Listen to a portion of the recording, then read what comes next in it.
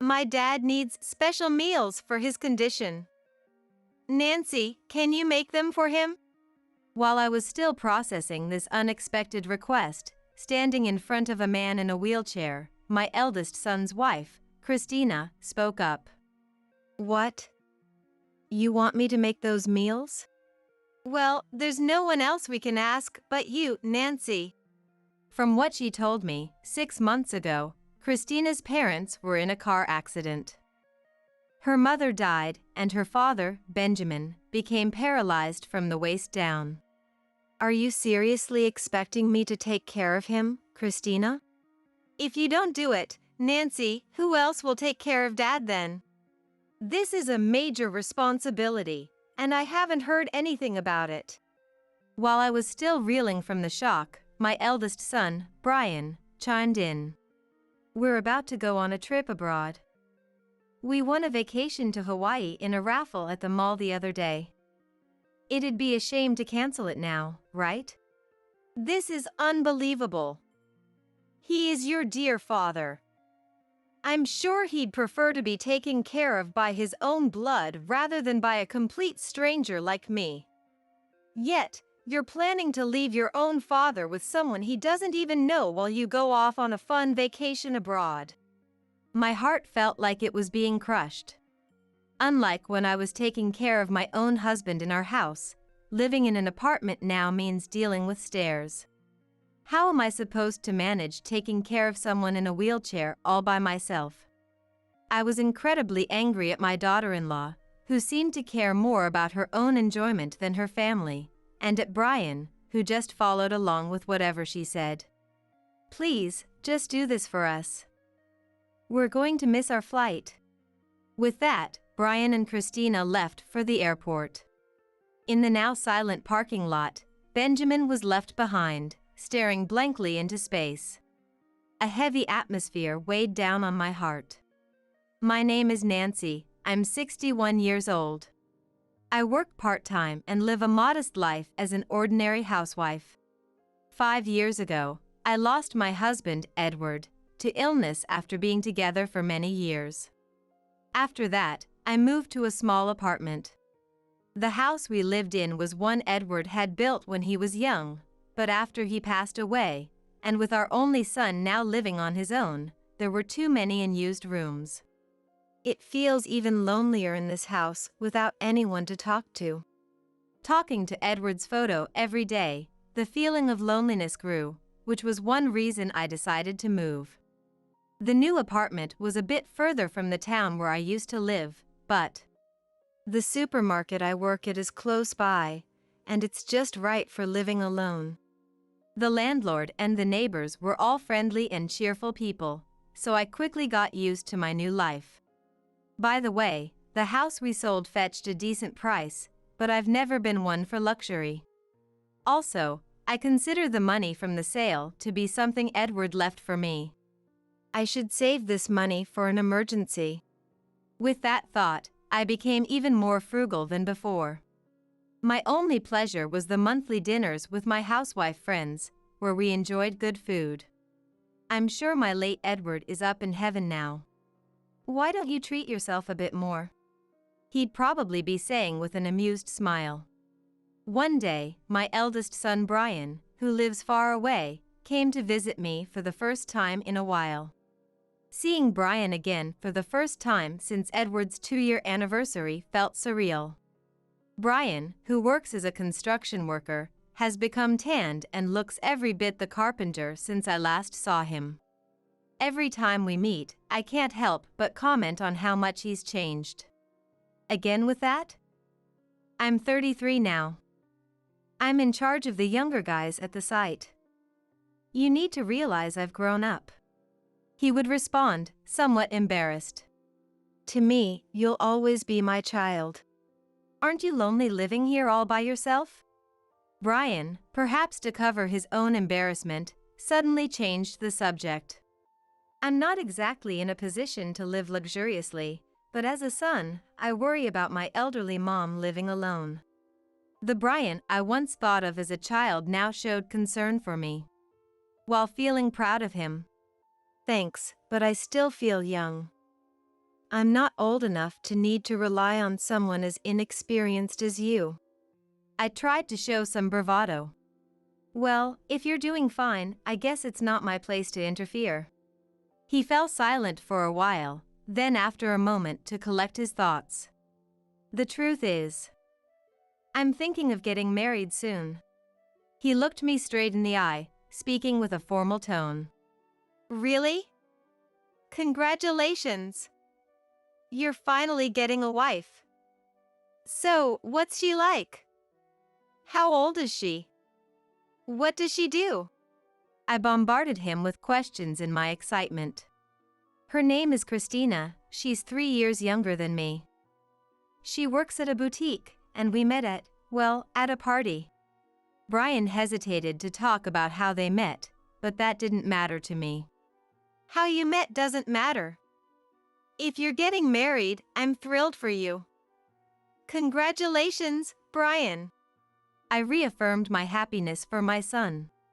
After we get married, I'll make sure to visit regularly. If that's okay with you, of course. There's no problem with that. I always welcome you. But won't Christina mind if I'm too involved? I've heard that young women today don't like their mothers-in-law meddling. I don't think Christina would mind.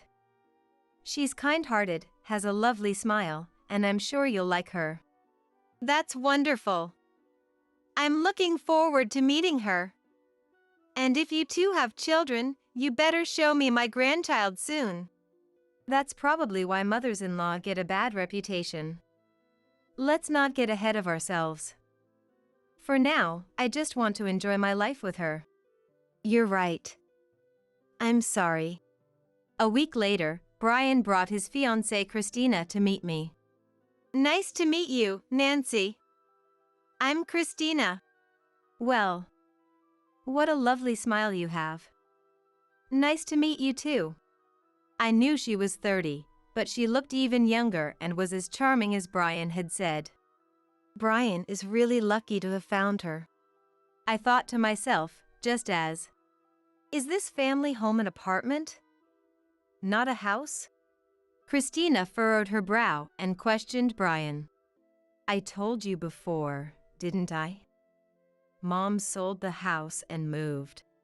Brian whispered to her, trying to keep me from hearing. Pretending I hadn't heard. It's a small place, but come in and have some tea. I welcomed them. Christina peered into my room from the entrance. This is unbelievable.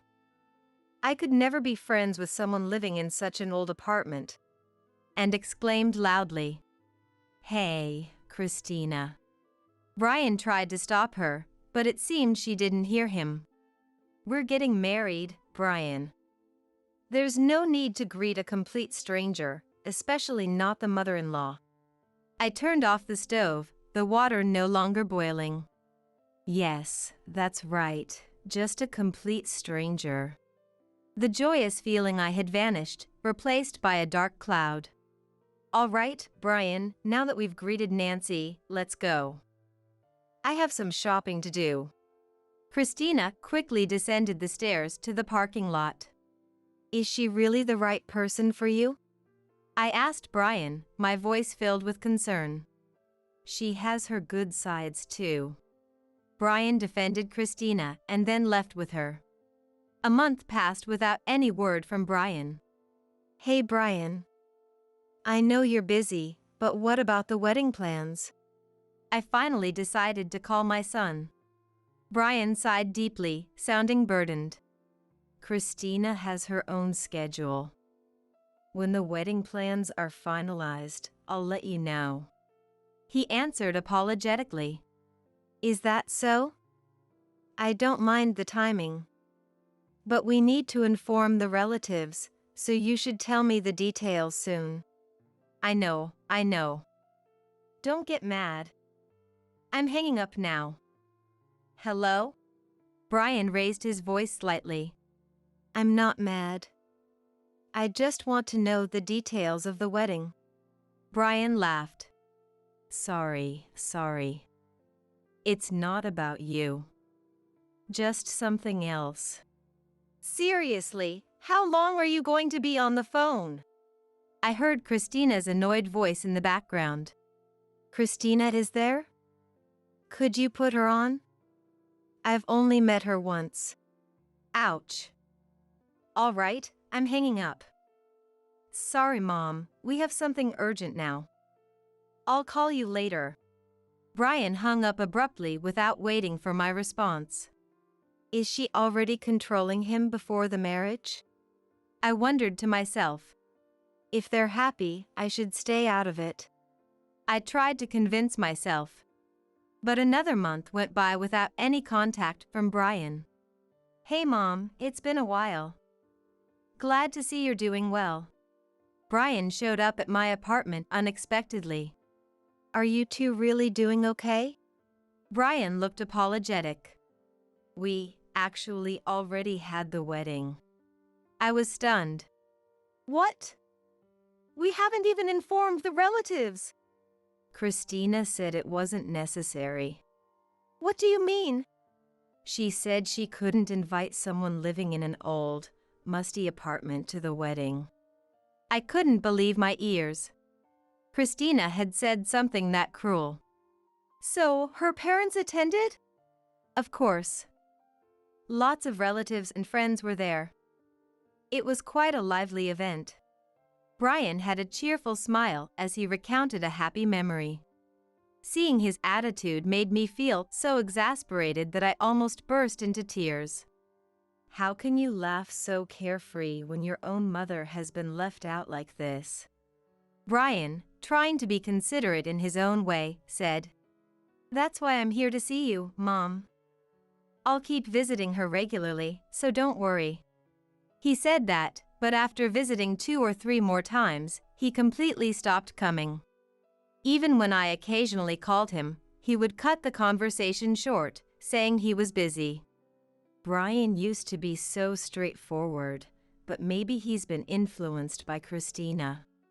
My doubts about Brian began to grow. About 6 months after the wedding, Brian called me for the first time in a while. I'm thinking of coming over this weekend. Aren't you busy with work? Are you sure you have the time? Honestly, I was happy my son was coming to see me, but I expressed my concern for his schedule instead. It's fine. Besides, this time I'm not just coming alone. Christina and her family are planning to come along too. Is that okay with you? Christina's family? You mean her parents? Yeah. You haven't met them yet, right? Of course not. You guys went ahead and had the wedding without telling me, so I never had a chance to meet them.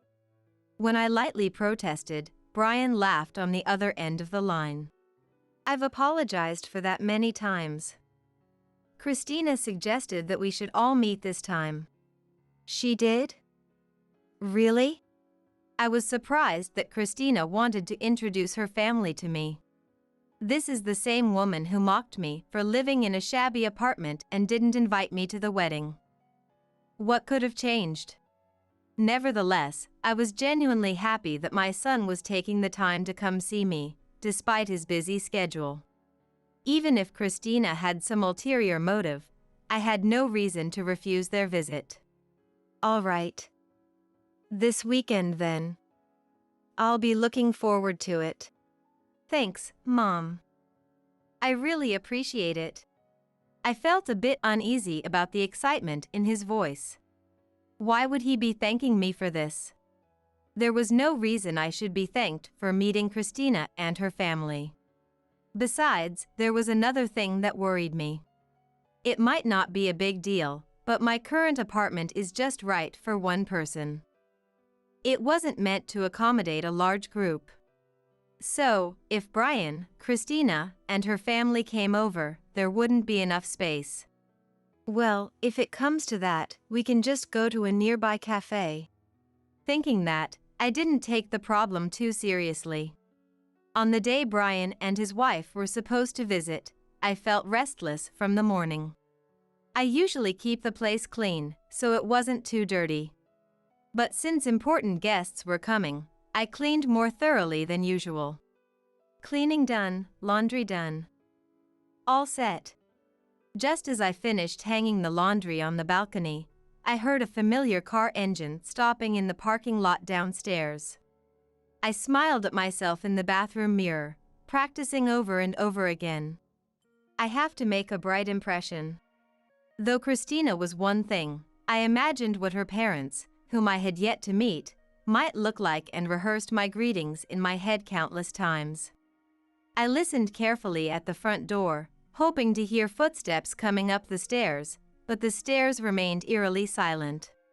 Curious, I opened the door and looked down at the parking lot to see Brian and Christina doing something around Brian's familiar car. Christina was unfolding a wheelchair, and Brian was helping a man out of the back seat. The man had some gray hair, but he looked a bit too young to be called elderly. And the man being helped seemed unaccustomed to the situation, moving awkwardly with Brian. I quickly ran down the stairs and headed toward Brian and the others.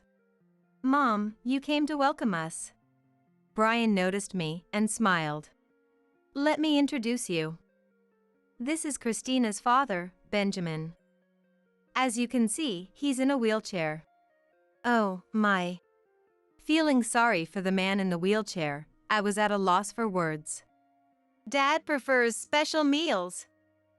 Nancy, can you make something for him?" Christina suddenly said something outrageous. "What? You want me to make special meals?"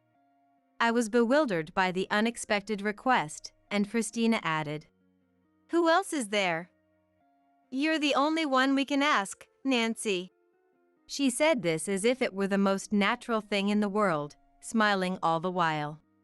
"It was right after our wedding, so about 6 months ago. Mom and Dad got into a car accident while on a drive. Mom passed away, and Dad miraculously survived. He just got out of the hospital recently, but he's paralyzed on one side and is in a state of shock, so he really needs the family's support." Oh, that's a pity. I felt genuine sympathy for Benjamin. But then I tilted my head in confusion. So why do I have to make his special meals? I thought it was only natural that Christina, his daughter, should make and feed her father. I asked Christina. Christina, with a pouty smile, said, "I'm just not suited for caregiving. If Mom were alive, she would have done it, but since she's gone, there's no one else." "Are you really expecting me to take care of him, Christina?" "Yes, as I've been saying. If you don't do it, who else will take care of Dad?" Christina said as if it were the most obvious thing in the world. "I haven't heard anything about this." I was stunned by the sudden turn of events. "But we talked about it on the phone, remember? Bringing Christina's family over. You promised you'd take care of her dad." Brian looked at me, surprised. "I don't remember making any such promise." "Really? Well, anyway, that's the plan now. So I'll be counting on you to take care of Edward for a while." "Thanks." Brian gave a slight bow. "It's not like I can just accept this so easily." "I can't believe you're springing this on me. We have stairs here, and how is Benjamin going to manage living with a complete stranger?" Benjamin stared blankly into space, unable to articulate his feelings. "Isn't it the family's responsibility to take care of their own? Look at me, Nancy. Can't you see I'm not cut out for heavy lifting?" "We're going on a trip. We won a trip to Hawaii at the shopping mall raffle. Canceling it now would be such a waste." Even though Benjamin didn't say anything, I knew he would prefer his daughter's care over that of a stranger like me. Yet Christina was pushing Benjamin onto me and planning to go to Hawaii without a care. "This is unbelievable," I fumed. Ignoring my frustration, Christina continued. "If you don't feel comfortable with just you, why not hire a professional home care worker? Brian told me you got a lot of money from selling your previous house." I glared at Brian. Brian quickly looked away. You told her that? Christina was already seated in the car, honking the horn to signal they were ready to leave. We have no choice but to rely on you, Mom. Sorry, but we're going to miss our flight. With that, he got into the driver's seat, started the car, and drove off before I could stop them. Benjamin stood there silently in the deserted parking lot, staring into the void. Nancy, what's going on? Helen, the landlord, had come out to see what the commotion was about. I was at my wit's end and explained the situation to her. Helen shook her head. That is ridiculous. There are stairs here, and it's hard for one woman to handle caregiving alone. But we can't just leave him out here. We need to get him to his room at least. Honey, is Matthew around? Helen, grasping the situation, called out for Matthew, who lived in the same apartment complex. Matthew, a 47-year-old man, worked for an equipment company during the week. He had a strong build from playing rugby in college. I'm so sorry to bother you on your day off. I apologized, bowing my head slightly. No problem. We help each other out in times of need. Matthew easily lifted Benjamin onto his back, while I folded the wheelchair and carried it to my apartment. We got him to the room, but the question is what to do next. Helen sighed deeply, feeling the weight of the situation as if it were her own problem. I'll help as much as I can whenever I have the time. She offered. I can help on my days off too. I'm strong, so feel free to rely on me. Matthew said with a big smile. Nancy, you always share your stew with me. I've been looking for a chance to return the favor. The heavy atmosphere lifted slightly, bringing me a sense of peace. Just then, Brian called. Oh, I forgot to mention, could you also take care of our 2 dogs? They need to be walked twice a day, morning and evening, and fed. The food and leashes are in our shed. Thanks. Brian said casually, as if it were just a side note while shopping. Hold on a second. You're not suggesting the dog sitting is going to be at your place, right? What are you talking about? Of course, it's going to be at our house. It might be a bit far, but please take care of it. Bye. He hung up before I could respond, cutting off the conversation just after delivering his demands. Brian and his wife's house is a 2-hour drive from here. Without a car, I have no choice but to use public transportation, transferring between trains and buses. Plus, I have to take care of Benjamin as well. If I have to do this commute every day until Brian and his wife return, it will be a huge expense. I felt the weight of the situation pressing down on me again. While Nancy takes care of the dogs, I'll take care of Benjamin. I have experience taking care of my late husband. Helen kindly suggested. That's not necessary. I've had enough. Those 2 need to make amends for their mistakes. I resolved to get back at my son and his wife and discussed my plan with Helen and Matthew. Both Helen and Matthew agreed with my idea. You're right. This is too much for you to handle alone. Exactly. They need to learn a lesson. They both supported my decision wholeheartedly. Benjamin, in a room with no familiar faces, was biting his lower lip, probably feeling lonely. As Benjamin stared intently at me, I had a sense he wanted to convey something. Benjamin, do you have something you want to tell me? Benjamin gripped my hand tightly. Thanks to his rehabilitation, his grip was stronger than I had expected. Bringing his face close to my ear, he said haltingly but clearly, "Give them a good scolding." Seeing the determined look in his eyes, I nodded. Please leave it to me. With his strong will confirmed, my resolve became unshakable. But even though I wanted to get back at them, I couldn't just abandon him. Doing that would make me no better than Brian and his wife, who left for their trip. Instead, I decided to use legitimate means to shock and unsettle them. I contacted an old acquaintance, a care worker who had helped with my late husband's illness. The care worker, though retired, said, "I understand. So, you want us to take care of Benjamin at the care facility until your son returns from his trip?" She assured me that she still had connections at her former workplace. "You're the only one I can rely on.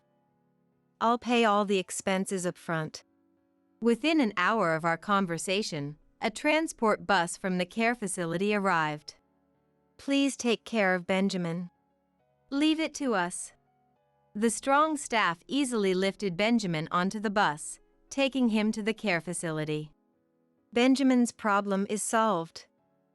Now for the next step. I felt a weight lift from my shoulders and immediately moved on to the next part of my plan. I called the animal welfare organization Matthew had found. A couple I know left 2 dogs behind while they went on an overseas trip. "Can you please take them in?" "Of course. There have certainly been some terrible pet owners out there." And so, both dogs were safely taken in by an animal welfare organization. "But aren't you worried that your sons might complain about this later?" Despite Helen's concern, I replied, "I'm planning to move out and return to my hometown. I don't have any relatives left there, but I never want to see my son and his wife again." "That might be for the best." Helen supported my decision, smiling a little sadly. A few days later, I paid Helen the penalty fee. "Once I'm settled over there, I'll send you some local specialties. If anything comes up, I'll give you a call." Helen saw me off with a smile. Later, after I'd settled into living alone in my hometown, Helen called me. She detailed what happened after Brian and Christina returned from their trip. When the two arrived at the apartment I had lived in. "Mom, open up. It's me, your son. Dad's here too, right? Are you taking good care of the dogs?" But when there was no response despite their calls, Christina kicked the door in frustration. "What's going on? It's so noisy." A burly man suddenly appeared, and the two of them shrank back, hugging each other. Helen, watching in silence, told them I had already moved out of the apartment. "So where's my father? And the dogs? Abandoning everything is just inexcusable." Christina shamelessly berated me, Helen said. In reality, a new tenant had moved in right after I left, and it was now someone else's apartment. At that moment, several police officers arrived. Standing there in shock, the two were taken in by the police to explain the abandonment of Benjamin and the dogs. There was such a commotion outside the apartment that a crowd gathered. It was quite a scene. Helen laughed as she recounted the events. Although they weren't arrested, it seemed an irreparable rift had formed between Brian and Christina. Brian frequently called my smartphone. "She doesn't act like a wife at all, and whenever I come home tired from work, she just complains." The more he talked, the angrier he got, his words pouring out like a broken dam, filled with complaints about Christina. "We ended up getting divorced. It's all your fault, Mom. Why did you have to do something so ridiculous?" But blaming me for it was entirely unjustified. Who's being ridiculous here, really? I responded lightly and had no intention of further arguing. With the costs of taking care of Christina's dad and the dogs, and having just built a new house, we're still in legal disputes over property rights. If things go badly for me, it could be financially tough. So, Mom, you have a part in this too. What's going on? This is strange. Mom? Are you even listening to me? Hello? Mom? Maybe it's because we're in the countryside? The signal is bad. Please, can't we meet and talk just once? His constant nagging on the phone became unbearable, so I finally hung up. I quickly set his number to block calls. Then, placing my hands together in front of my late husband's photo. The tomatoes are starting to ripen. I'll be heading to the garden today. I'm currently enjoying a peaceful life, funded by the sale of my house. Your cooking makes me want to vomit. Flora, my son's wife, whispered this only for me to hear, but I ignored it. Today is my grandson Frederick's birthday party, and we're planning to celebrate it grandly with relatives invited. I didn't want to be swayed by just Flora's opinion. Without minding her, I carried a large platter with meatloaf next. Seeing this, Flora stood up and started yelling loudly. Seriously, what is this? You expect us to eat that? Such tasteless, vulgar food, I don't want to eat it. I've had enough. Flora grabbed the large platter of meatloaf from my hands and slammed it onto the table with force. The relatives looked at Flora with surprised faces. The dish shattered into pieces, and the scattered food stained the clothes of the relatives, who started angrily blaming Flora. My son David also stood up and put his hand on Flora's shoulder to calm her down. Hey, Flora. Calm down. You be quiet. Why are there so many country bumpkins here? I'm so sick of it. I feel like vomiting. I shouldn't have come. She then picked up a plate of food left on the table and threw it at me. I felt more disgusted than angry at Flora's behavior. You seem to be mistaken, but I didn't make this. Huh? Then who made this crap? It was me. The voice was so loud it seemed impossible it came from an elderly person, and the glass doors shook. I'm Ashley. Born into an ordinary family, I spent my life without any particular incidents. I did well enough in studies, so I didn't have trouble getting into college. In university, surrounded by good friends, I had a fun college life and graduated without issue. I found a job at a local company, and during my busy days, I met the man who would become my husband. It seemed we both had love at first sight. We started dating immediately, and about a month later, decided to get married. My husband was a wonderful person, and I was very proud of him. Our family and friends blessed us, and we had our wedding ceremony without delay, and soon after, I gave birth to our son David. It was my first time parenting, but it wasn't hard because my mother Morgan helped. I thought about how smooth and trouble-free my life had been. But maybe I was getting complacent. Gradually, I began to find life boring. That's when people tend to fall into life's pitfalls. It started when my husband's returns home began to get late. Then his business trips unnaturally increased, and he was away from home more and more. I tried to ignore the doubts swelling in my heart, clinging to the sweet illusion that he wouldn't do such things, but the reality was cruel. I found out he was having affairs with several women. When one of their husbands came to confront him at our home. At first, my husband didn't admit his guilt, but as evidence piled up, he cried like a child. Eventually, we divorced, and I became a single mother, raising David. At that moment, I felt as if my life had ended.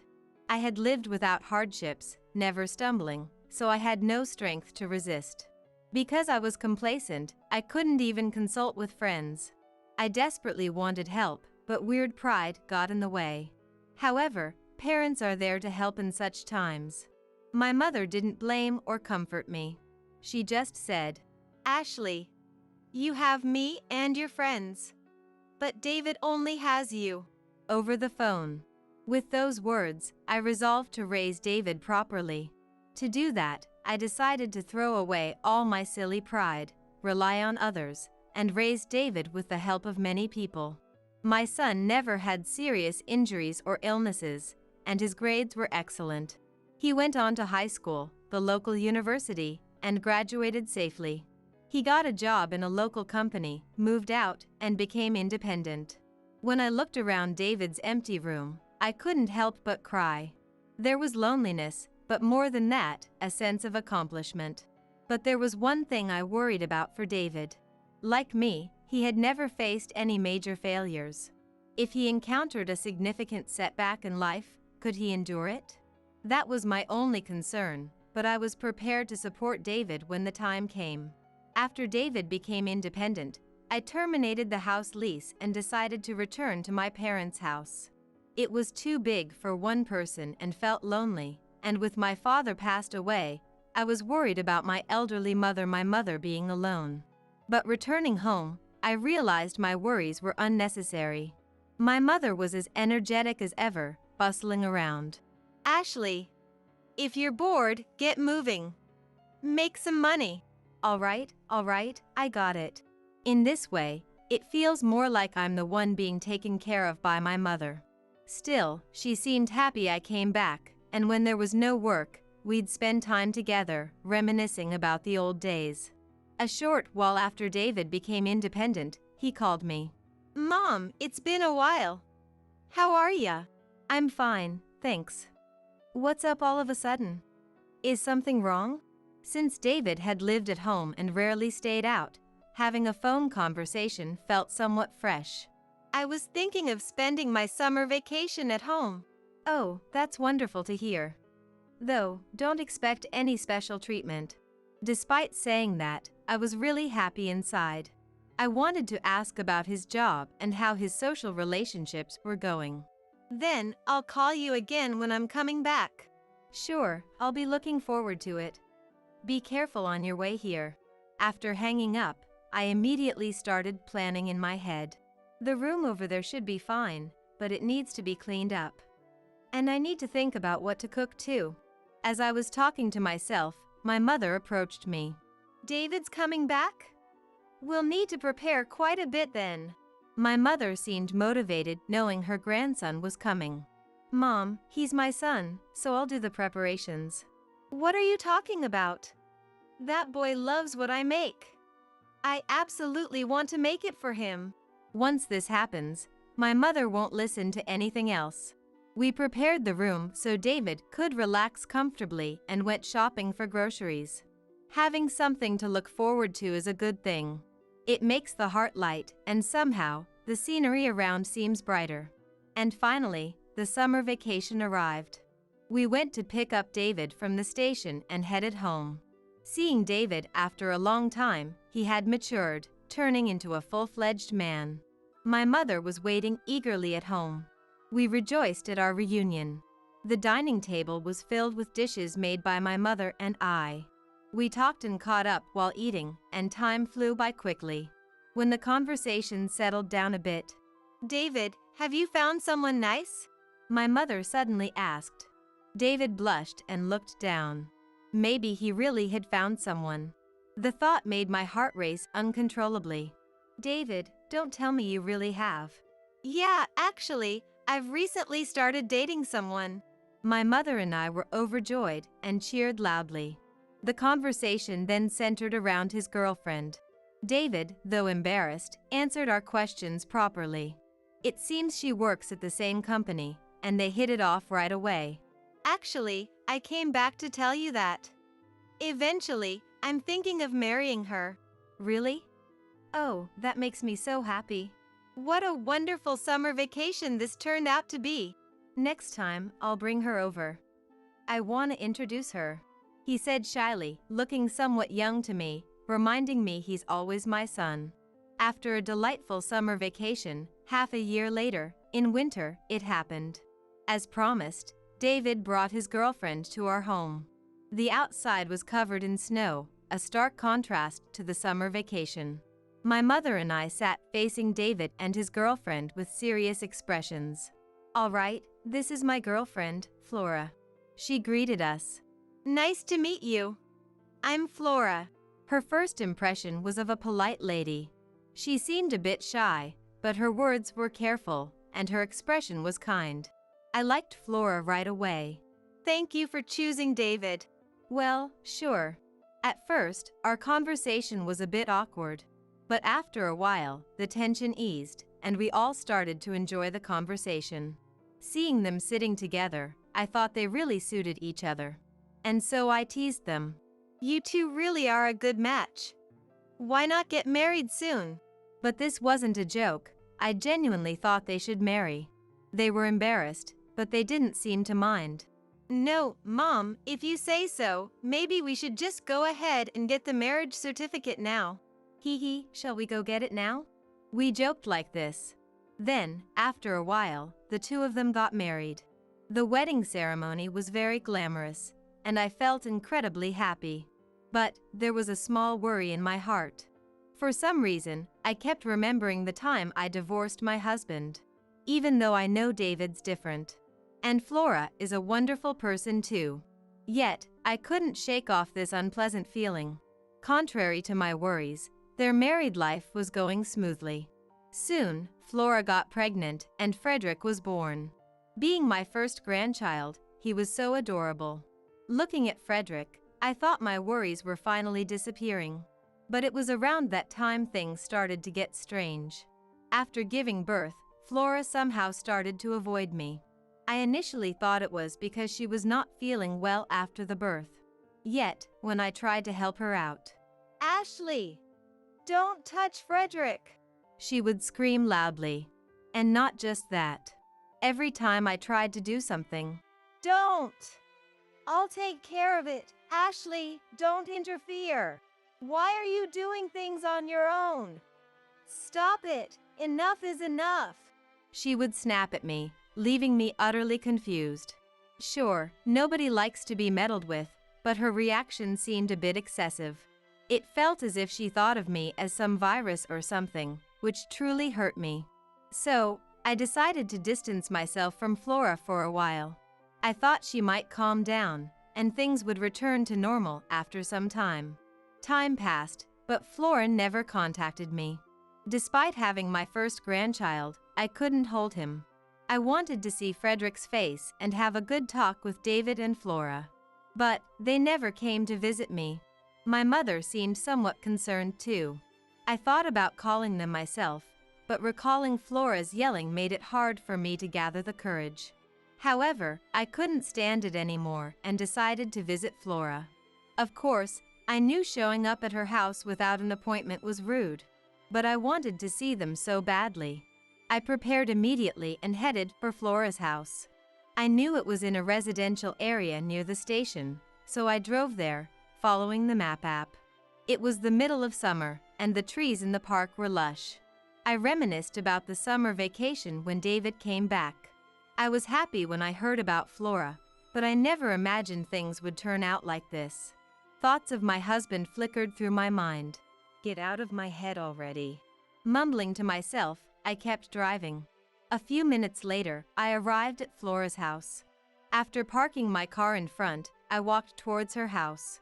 I could feel my heartbeat. And that's how nervous I was. I pressed the doorbell of Flora's house. After a while, Flora's voice came through the intercom. "Who is it?" Flora, it's me, Ashley. Sorry for showing up unannounced." I tried to speak gently, hoping not to upset Flora. But such consideration was wasted on Flora. As soon as she heard my voice, she became hostile. "What? Why are you here?" "I was worried you might be having a hard time." "Shut up! Who asked you to come? Leave!" "But I wanted to see Frederick's face, and—" "Shut up! Shut up! If you don't leave, I'll call the police." No matter what I said, Flora wouldn't listen. Fearing she would call the police, I had no choice but to leave. Walking back alone, I headed towards a nearby park. I wanted to see Frederick even for a moment, so I thought of calling Flora to persuade her. It was a hot time in summer, so the park was deserted. I sat on a bench in the shade and called Flora. "Hello, Flora?" "What is it now? You are creepy." "Please, I just want to talk." "Shut up! There's nothing to talk about." Flora was hysterical as ever. I tried not to be overwhelmed by her voice, attempting to persuade her. "I just want to spend a little time together." "Give me a break! I'm so fed up. Let me tell you, I've hated you, Ashley, from the start." Flora threw such harsh words at me, it was hard to believe she was the same person. Hate? Did I do something? It's your existence. It's just so lonely. That's why you have a divorce history. That's irrelevant, isn't it? I was outraged, as her words were far too cruel. Even if you hate me, we're family since you married, aren't we? That's no way to talk. Family? Don't make me laugh. I didn't want to work, so I just wanted to get married quickly and be supported by a husband. It just happened to be David. Oh, stop it. Saying such things, you're the worst, you know? Shut up. Shut up. Don't you ever call me again. Go spend your remaining years in the countryside. With that, Flora hung up. I couldn't move for a while. Shocked by how terrible she was and angry at myself for not seeing through her, but it was too late for regrets. Feeling down, I left the park, got into my car, and drove home. I thought about contacting David, but I didn't want to burden him with unnecessary worries since he was busy with work. I asked my mother to listen to my complaints.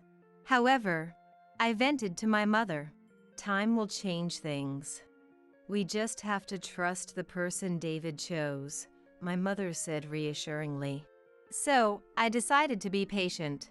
Time passed, and Frederick was about to turn 3. I called David. David? It's been a while. Mom, sorry I haven't been in touch. I've been really busy. It's okay. But I want to see Frederick too, and next month is his birthday, right? I'd love to celebrate it at our house. Frederick would love that. Let me see if I can arrange some time off. David was unaware of what had happened between me and Flora. So, he readily agreed to my suggestion. I could hear David and Flora talking in the background over the phone. She seemed reluctant to see me. But after some persuasion from David, it sounded like she agreed. Flora's okay with it. So, we'll come over next month. Great. I'm so happy. Can we invite the relatives too? Make it a big celebration? Of course. Sorry to trouble you. No trouble at all. I'll be looking forward to it. I was thrilled to finally see David and his family, so I immediately shared the news with my mother. So, they're coming back?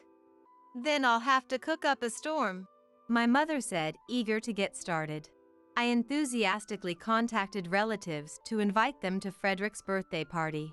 Time flew, and soon it was the day of the party. It was spring, and colorful flowers bloomed around our house. As relatives arrived, David's family did too. Frederick, now 3, walked in on his own. Frederick, nice to meet you. I'm your grandmother. I bent down to get a good look at Frederick's face. But he seemed frightened by the unfamiliar face and hid behind Flora. Oh dear, I'm sorry. That must have scared you. Don't worry. He'll get used to it soon. That's all right. You must be tired. Please, rest inside. David and his family headed to the entrance. All the relatives were smiling. Only Flora was glaring at me. It seemed our silent conflict was ongoing, but I tried not to mind. Especially since Frederick was so adorable. The living room had a large table set up for the gathering of relatives. I brought out the dishes my mother and I had prepared. Man, it's been a while since I've had Grandma and your cooking. I'm gonna eat a lot. Frederick looked curiously at the food. But Flora frowned and looked down. As I approached, she whispered so only I could hear. Just the thought of eating something you made makes me want to vomit. I was a bit angry, but chose to ignore her. I didn't want to be swayed by just Flora's opinion. Flora seemed even more upset than before for ignoring her, and with a louder voice, she said, I just don't feel like eating. Then, the relatives looked at Flora with puzzled expressions. Hey, don't say things like that. Are you tired or something? David also seemed to feel it was not good, trying to calm Flora down with a joke. Flora turned away with a sullen face. I didn't mind and carried over a large platter with meatloaf on it. Upon seeing this, Flora stood up and began to yell loudly. What is this? You expect me to eat that? The relatives looked at Flora in surprise. But she, paying no attention to them, shouted loudly, I don't want to eat such tasteless, vulgar food. I've had enough. Flora took the platter of meatloaf from my hands and slammed it onto the table with force. The dish shattered, and the scattered food soiled the clothes of the relatives, who angrily blamed Flora. David stood up, trying to calm Flora by placing his hand on her shoulder. However, she still glared at me. This is peasant food. It's not fit for humans to eat. It's fish feed. Hey, Flora. Calm down. You be quiet. Why are there so many country bumpkins here anyway? I'm so sick of it. I wish I hadn't come. She grabbed a plate of food left on the table and threw it at me. Her behavior was far from sane. I felt more creeped out than angry at such a sight of Flora. It seems you're misunderstanding, but I didn't make this. Huh? Then who made this crap? It was me. My mother answered loudly to Flora's question. Really, what's all the fuss about? Ruining a perfectly good meal. Are you even a parent, Flora? My mother's voice was so loud, it seemed impossible for someone of advanced age, making the glass doors tremble. However, Flora was unyielding. I don't care who made it, don't serve such vulgar food. What kind of harassment is this? Listen, this meatloaf is David's favorite. Your behavior is far more rude. Shut up. The vulgar ones are you guys. Ignorant country bumpkins. Frederick finally reached his limit of tolerance and burst into tears. David hurriedly took Frederick to another room. Yet, Flora didn't care at all. She continued to spout her incomprehensible theories to the relatives. I was truly furious with Flora. Everyone had adjusted their schedules for today, and buying the ingredients cost a significant amount of money. And preparing the meal was also a lot of work. I couldn't forgive Flora for ignoring all these efforts. I slapped Flora hard in earnest. The sound echoed in the room, and Flora, holding her cheek, stared at me in shock. Then my mother shouted, I will not accept you as my granddaughter-in-law. The relatives around probably felt the same, all staring silently at Flora. But Flora became even more hysterical, beyond help. Her eyes bloodshot, spitting saliva, she no longer listened to anyone's voice. Then David ran back, grabbed Flora by the shoulders, and shook her. Enough! If you hate it here so much, leave right now. David must have been thoroughly fed up with Flora's hysteria. Even Flora, regaining her senses, stormed out of the house, got into her car, and drove away with a burst of speed. Afterward, the chaos ensued. We had to clean up the scattered food on the floor. But the angry relatives were still causing a commotion. The birthday party turned into a chaotic situation. However, it was my mother's words that broke the chaos. Everyone, be quiet. If you have time to talk, help clean up. Realizing this, everyone quietly began to clean.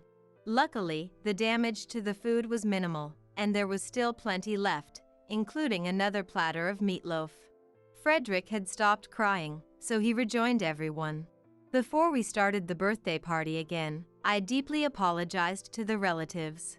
I'm truly sorry, everyone. I apologize for the trouble caused, despite you all gathering here. David also apologized deeply next to me. Please let me apologize as well. I'm sorry for the rude remarks Flora made. However, no one blamed us. Instead, they praised us for speaking up. I'm really grateful to all the relatives. With our apologies, the matter with Flora was put to rest, and we all enjoyed the meal and chatted happily. Frederick ate his meatloaf with relish, making my mother very pleased. The relatives doted on Frederick, calling his name affectionately. Despite the difficulties, the birthday party ended smoothly, and everyone dispersed. We saw off each relative one by one until only 4 of us were left in the house. There's still cleaning up to do, right? Let me help. It's okay. You must be worried about Flora. Why don't you head back? Upon hearing Flora's name, David sighed deeply.